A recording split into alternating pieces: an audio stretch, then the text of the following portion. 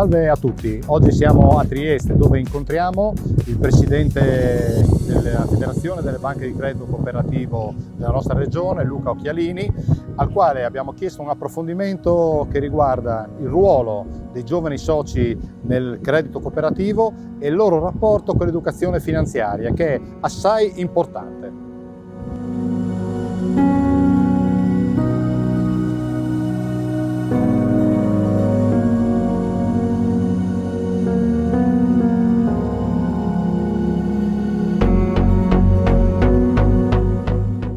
Presidente Occhialini, all'interno di molte BCC si sono costituiti i gruppi dei giovani soci. Come nasce l'idea e qual è il loro ruolo in pratica all'interno delle vostre banche?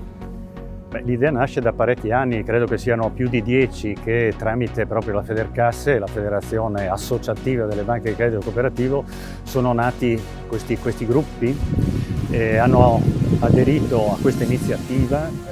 Alcune BCC inizialmente, adesso ce ne sono circa una settantina. È fondamentale e importante per la governance cercare di avvicinarsi a quello che è il loro linguaggio, che è un linguaggio sicuramente differente dal nostro linguaggio. È un linguaggio che vede all'oggi e vede al domani, per cui assolutamente necessario per capire quelli che potranno e dovranno essere sia i clienti che i soci del futuro delle banche di credito cooperativo.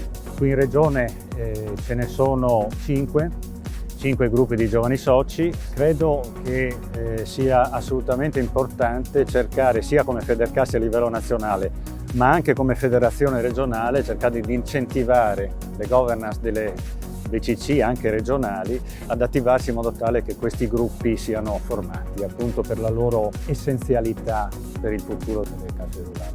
Hanno l'opportunità, questi giovani, non solo di parlare un linguaggio, di far conoscere alla banca il linguaggio loro, ma anche di proporre quelli che possono essere dei prodotti caratterizzanti con la loro energia, chiaramente, e con la loro fantasia.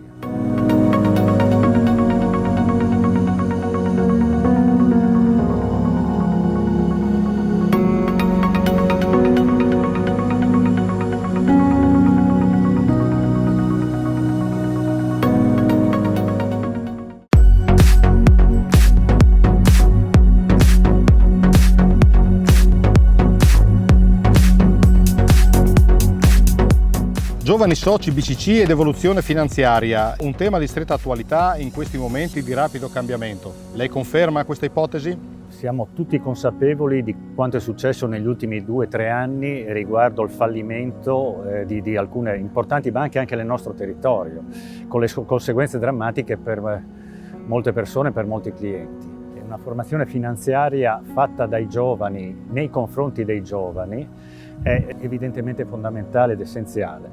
Probabilmente se questa formazione fosse diventata obbligatoria da parte anche degli istituti nei confronti della propria clientela ancora alcuni anni fa, certi drammi non sarebbero successi. I giovani rappresentano un potenziale importante per il credito cooperativo.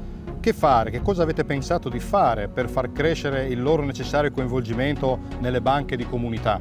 Non è semplice riuscire a coinvolgere prima di tutto i consigli di amministrazione per dare loro l'informazione dell'assoluta necessità della valenza di questi gruppi. E in secondo luogo non è semplice coinvolgere dei ragazzi di 20-30 anni in una banca in generale ed anche in una banca di credito cooperativo. Noi abbiamo comunque un vantaggio che cerchiamo di sottolineare, che è la nostra differenza, e proprio su questo cogliamo un certo interesse dei giovani che ci dà un vantaggio rispetto alla formazione di questi gruppi.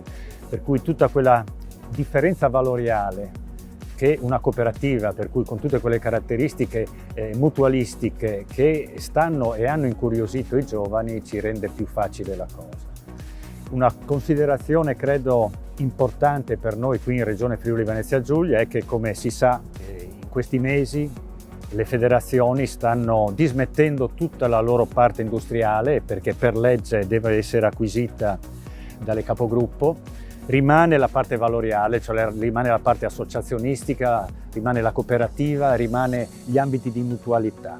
Proprio per questo qui in Regione i presidenti stanno lavorando per verificare qual è il contenuto nuovo della futura federazione. E sui giovani soci, in effetti, abbiamo avuto l'occasione di capire che questo è uno dei contenuti, per cui la gestione dei gruppi giovani soci, il coordinamento dei gruppi giovani soci nell'ambito della nostra federazione è un ingrediente importante nel decalogo dei contenuti.